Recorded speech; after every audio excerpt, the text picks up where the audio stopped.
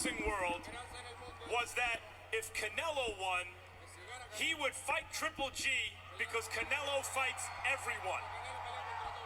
What are your thoughts now that you're considered the lineal middleweight champion? Si quieres, me vuelvo a poner los guantes ahorita mismo con él. You know, with all due respect, before I didn't want to answer you because I was focused on this fight. But with all due respect, if you want to fight him right now, put the gloves on right now and fight him now. Mis respetos. Es un gran campeón. Lo conozco. Lo conozco. Es un gran campeón. Es un amigo mío. Pero yo no le tengo miedo a nadie. Ahorita mismo me vuelvo a poner los guantes. My respect. He's a great champion. I know him. He's a friend of mine. But right now, put the gloves on against him. And this is one of the many reasons the boxing world loves Canelo. Congratulations, champ. Gracias. Esta era, la era del Canelo es la mejor. Gracias. In that last sentence, Canelo Alvarez said, the Canelo era will be the best era. Now, there have been a lot of great eras in the past, and I'm the last person you want to talk to about boxing history and who dominated which era the best, right? Obviously, it's subjective, so I'm not even going to try tackling Canelo being the best in the era. But what I will say is this.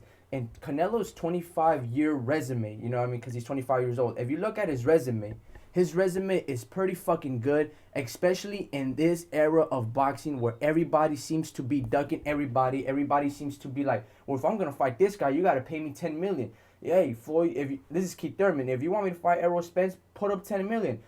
You know, everybody wants to get paid, and there's nothing wrong with that. But what happens with that is you're pricing yourself out, and it's a form of ducking, right? Canelo Alvarez, it don't matter if he has to impose a hydration clause on himself to fight Floyd or meet him at a catch weight to be reasonable. Canelo will take and hear people's demands, the fans' demand especially, and the boxers, and make the fights happen.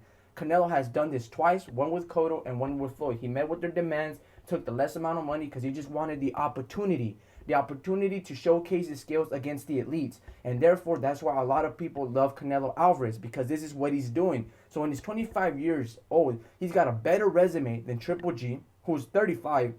He's got a better resume than Terrence Crawford, who's like 29. Same thing with Kell Brook and Amir Khan. Canelo has a better resume than all those dudes. And why is it? Is it because he's Mexican and he don't want to duck nobody and his blood is thick and he's got proud folk? I don't know what it is. Or maybe because he's stupid, or he just trying to please fans and people are going to hate him or love him for that, and you can never please anybody. I don't know what it is. But Canelo, this is one thing you have to respect. And maybe you don't like him. Maybe you think he's being pampered. But if you look at his resume, and I'm going to break it down a little bit because I'm going to break down everybody's resume when I do these lengthy videos. Canelo Alvarez, you should apply for Canelo Alvarez. Maybe not because you want him to be successful or because he could be one of the all-time greats, which is, I don't even know. But the point is this. A lot of fighters and fans should have their high self-esteem high up when Canelo fights, because he's not going to duck nobody. Win or lose, if he loses 2 more times, they say 1 to Triple G and then 1 to somebody else, that will not affect his career, because he's most likely going to box till he's 35 and then retire after that. Or maybe box till he's 33 and retire after that. Who knows? Here's another thing. Canelo may just retire at the weight of 168. Right now, he's at 155, right? He most likely will move up to 160, and then just because he's a short fighter, he most likely will move up to 168, and that'll be like his last weight he'll settle. I don't think he'll move up to 175 or he'll go any higher. Like the most, if he even can, he'll probably try to stay at middleweight or 168 or at catchweights around that. You know, juggling between those two classes, because Canelo is a short fighter. You know, he'll be fighting taller fighters like 6'3", 6'1", like Kovalev's, and really Canelo doesn't stand a chance, not because of his skill, it's just because of his short arms and because he'll be shorter than those dudes. With that said, let's break down Canelo Alvarez's record. Now, he fought, and at 25 years old, he's got a better resume than all those fighters that I showed you at the age of 25, barely turning 25. So he's a very young fighter, proving that, man, I'm not afraid to let my O go. Keith Thurman talks about it like he ain't afraid, but Canelo, dude, he's like, dude, I'll fucking fight you. It don't matter.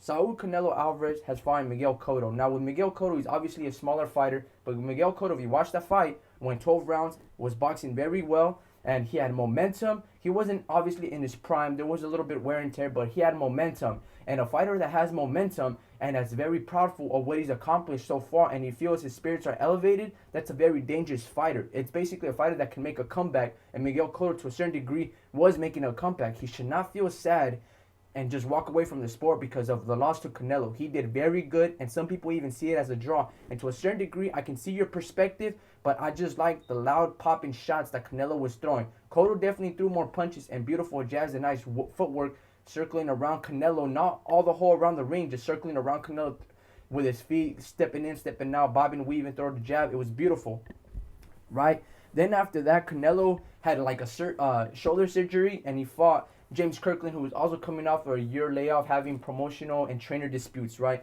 And what happened? They gave us a Hagler versus Hearns type fight. Rock'em sock'em from the get-go. James Kirkland came out with like a dog, putting Canelo in the ropes, going to town, boom, boom, boom.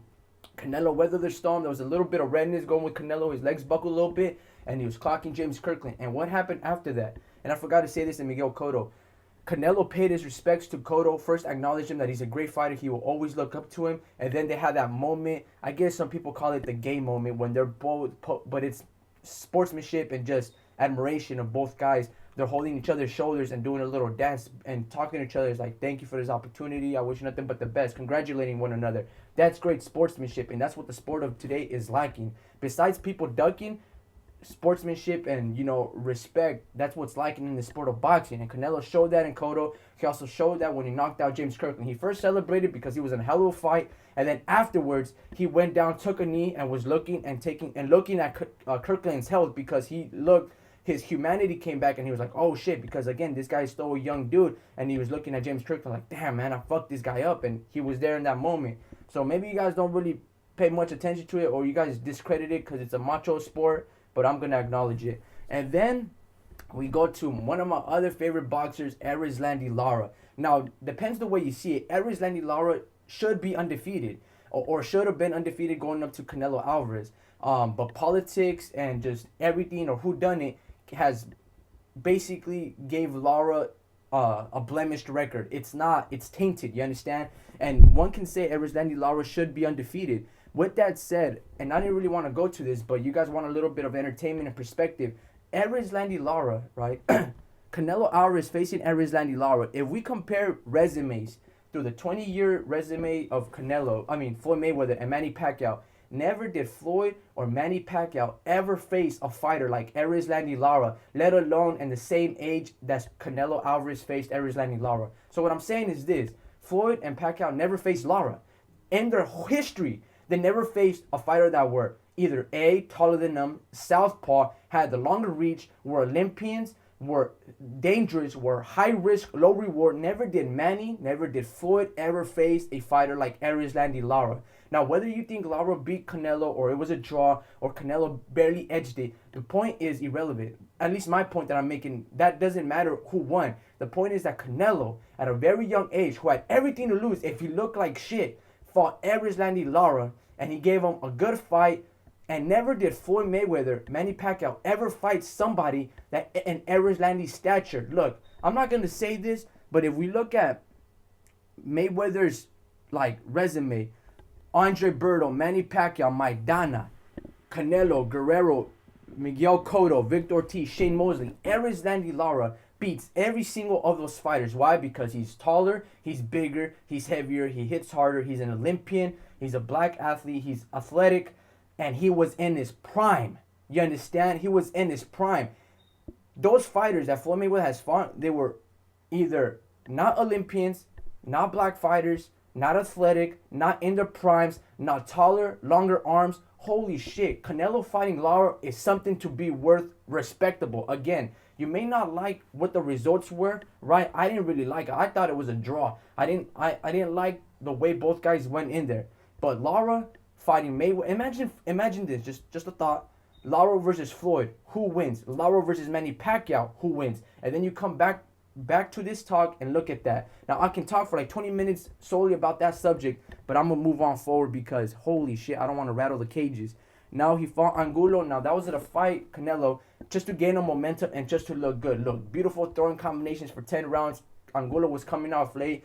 Shoulders of Canelo were getting a little tired. Then Canelo, at the age of barely turning 23, he was 22, fought Floyd Mayweather Jr., right? Imposed himself a catchweight just to get the opportunity to face TBE. He looked like shit doing it, but again, because he's very young, this is not going to affect his career. In fact, Canelo learned a lot from Floyd Mayweather. Now he's training year round. Now he's doing that reaction of that cat reflex, step back and then over the right hand, which he kept lands. You know what I'm saying? He even, to a certain degree, was dressing like Floyd, you know, in the weight room when he was, you know, losing the weight.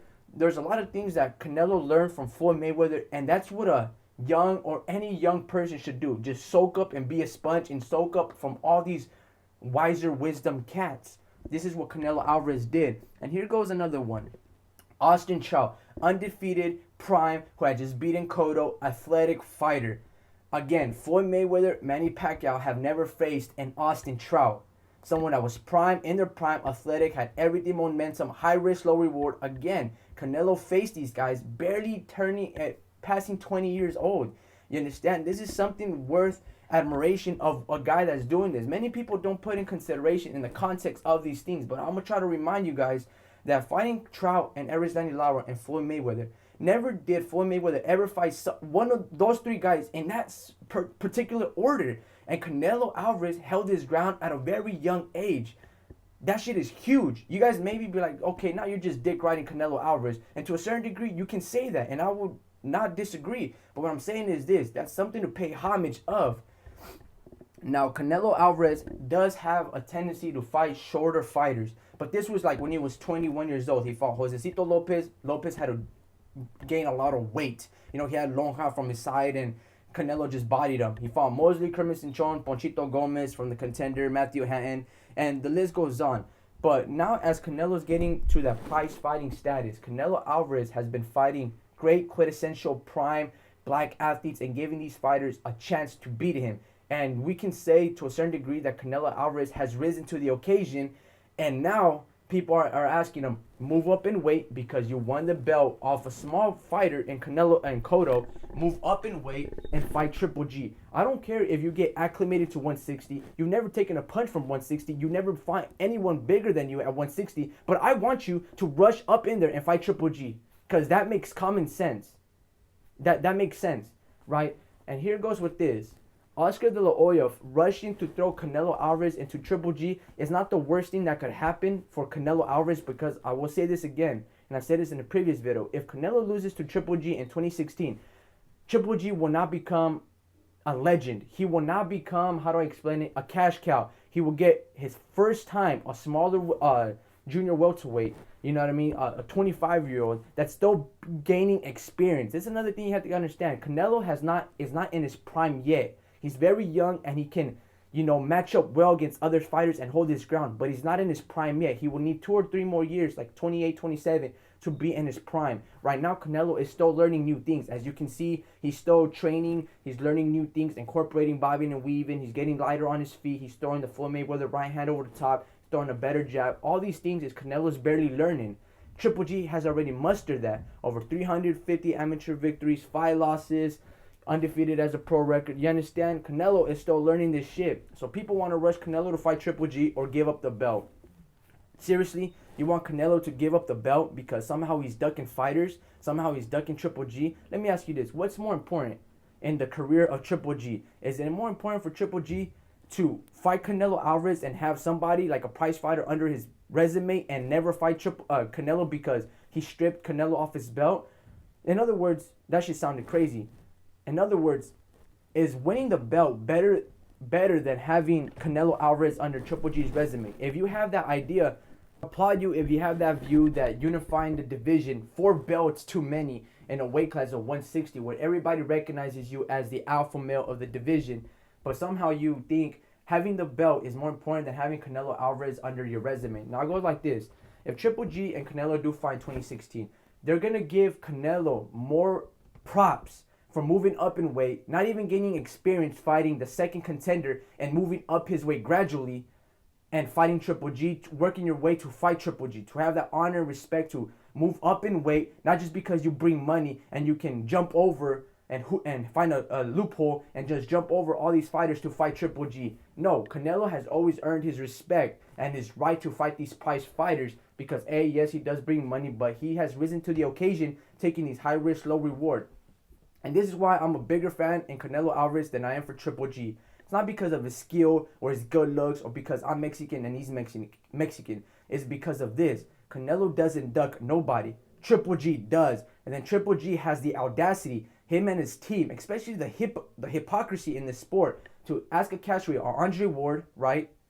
Say, I will only fight Andre Ward at 164 and I'll fight these other guys at 168, but Ward at 164. So when Canelo tries to do the same thing as that, Triple G and his team cry foul. You know what they call that? They're trying to pimp out the system, right? And try to get the cash money. Did Triple G ever face Andre Ward? Has he ever moved up in weight? Has he ever moved down in weight? They say they'll move up to 154 to 168, but they've never moved up in weight. They're stagnant. They're remaining at 160 because if they move up in weight, they'll find out that they're not as good. If they move down in weight, they'll find out that they're not as good. But at 168, well, there's not a lot of tough competition out there. Just a few fighters like Danny Jacobs, like Peter Quillin, I guess now Canelo Alvarez, now Triple G. Triple G can roll over the middleweight division, but he won't move up or fluctuate back down to fight these guys at reasonable demands. You know what you call that? You call that the ducking style. That ain't Mexican style, folk. Canelo is Mexican style.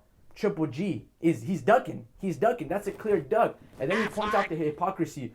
If I was Oscar the Lawyer, I would push back to 2017. And I believe I've been hearing around if Canelo fights Triple G at 2017, they're saying that Canelo will beat Triple G easy. You see what I'm saying? And that's a very bold statement, and I don't know if I agree with it. But what they're saying is this.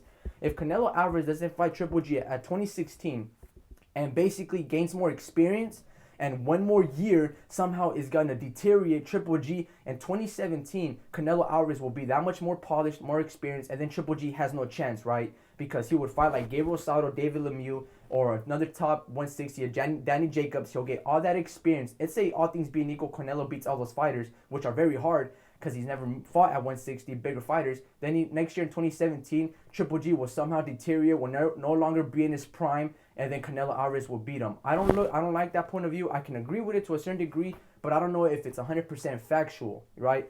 But that's if they fight in 2017. But let's say Triple G fights September against Canelo in 2016. Well, Canelo, like I said, is barely gaining momentum. He's implementing new things. He hasn't found the certain style. He doesn't know if he's a come forward brawler. Is he a puncher boxer? Is he fight off the back foot? We don't really know what he is. We know that he's a puncher boxer, right? And he can hold his ground against athletes. But we showed that he couldn't cut off the ring exceptionally well with Erislandy Lara. We also showed that fighters can outbox him or try to outbox him like Floyd and Cotto. So he's still learning new things, but somehow he's prepared just because he has a belt to fight Triple G. Look, if you guys want Canelo to be the sacrificial lamb and yet to be a dummy to fight Triple G because you guys want Triple G to be the white savior because that's your guys' agenda, to have a white man represent the United States because the United States fucking has world domination against everybody, and their self-esteem is so low that they're losing a lot of cultural wars. A black guy being in president, this and that, black guy running boxing, and somehow you guys, your self-esteem is so low that you guys need somebody like an athlete to be your same complexion, right? Even though Canelo has more of a complexion of a white folk than Triple G does, because the fucking guy is Russian, but hey, he can pause off to be Asian, which equals to white, because they come from all this bullshit. Anyway, if you guys need Canelo Alvarez to be the sacrificial lamb, to put Triple G up in this pedestal and make him a cash cow, well, Canelo will be that dummy. Unfortunately, he said so himself that this is Canelo. The Canelo era is the best, which means he's trying to be a people's champ, which means he's got to listen to the fans, and whatever the fans want, Canelo has to supply them with that and with that demand. You understand? He's got to give them those fans a supply, because Canelo poses upon himself that he wants to fight the best, to be the best, which basically means people's champ, which means if you do fight Triple G and Canelo in 2016, you're going to get credibility. You already have a lot of credibility. You have boxing integrity, taking the high risk, low rewards, prime, athletic, all these fighters that people are trying to duck. And Canelo doesn't duck nobody. So if he's going to be that sacrificial lamb to put Triple G up in that pedestal, because boxing needs a white hope or all this, whatever you guys call it, white agenda, well, hey, look, man. We the Mexicans, we'll be that little dummy. We'll give you guys the fight, even though we're at a disadvantage. And then we'll give you the fight just to see if Triple G can even muster being a prize fighter. But I'll tell you this, Triple G beats Canelo. I even said so previously in a lot of my videos. It's not a big deal. Triple G will not be a prize fighter because they're going to give more props to Canelo. Just watch how this works. They'll give Canelo more props than to Triple G because Canelo is moving up in weight, taking all these threats. Triple G has never done this. So if Triple G beats Canelo, congratulations, Triple G. But Canelo will still be better than you and will have a better resume even if you beat him. And if Canelo beats Triple G, whoa, fuck. Are you kidding me? You're going to beat a veteran, an Olympian, a silver medal with 350 wins, 5 losses to his name, an undefeated pro record where everybody's ducking? What would you call that? You would call that the Canelo era is the best era. To wrap this all up, Canelo Alvarez will lose again. I don't know to whom. It might be to Danny Jacobs. It may be to Triple G. It may be to David Lemieux. It might be a rematch with Floyd or draining himself to fight Pacquiao. I'm not too sure. But Canelo Alvarez will lose again because he's not pampered. He will take the high risk, low reward. Expect Canelo Alvarez to carry the name of Golden Boy. In fact, Canelo goes by Canelo, but he has all the characteristic traits of Oscar de la Hoya minus not learning or knowing the English language. Canelo Alvarez eventually will transcend if he ever makes a name change to El Niño Oro, the Golden Boy, because he's carrying that same spirit, that same thing that feels that the Mexican American that Oscar did, and not ducking everybody. Look at his resume. Even when he was retired, his last loss passing of the torch to Floyd, his last loss passing of the torch to Manny Pacquiao, he was drained, especially in the Manny Pacquiao fight, right? Never did Manny Pacquiao ever drain himself. Never did Floyd ever drain himself. Never did Triple G drain himself. Oscar drained himself to make those fights happen. Who also drained himself to make that fight happen? Canelo versus Floyd. You see how Canelo has become and has transcended all his energy and his spirit to Oscar de la Hoya. This is why Oscar and Canelo make for a good team, because they're two people of the same thing. It's almost if Oscar de la Hoya had a son, it would be Canelo. And if Canelo had like a resemblance to a father, we're talking about being a professional, it'd be Oscar de la Hoya, because obviously they don't look alike. But you know what I'm saying? They're compatible. That is a very good team. So it's going to fall down to the hands of Oscar de la Hoya to not only take those high risk, low reward fights that Canelo has always been taking and make and become people's champ and give the fights that they want him, but it's Oscar's job to protect Canelo Alvarez, because Canelo Alvarez is good for the sport more so than the hypocrites of Abel Sanchez and Triple G, more so than any other fighter out there in this day and age who doesn't talk about it but shows you and he is about it. He showed you multiple times. Canelo is becoming the new modern day Golden Boy.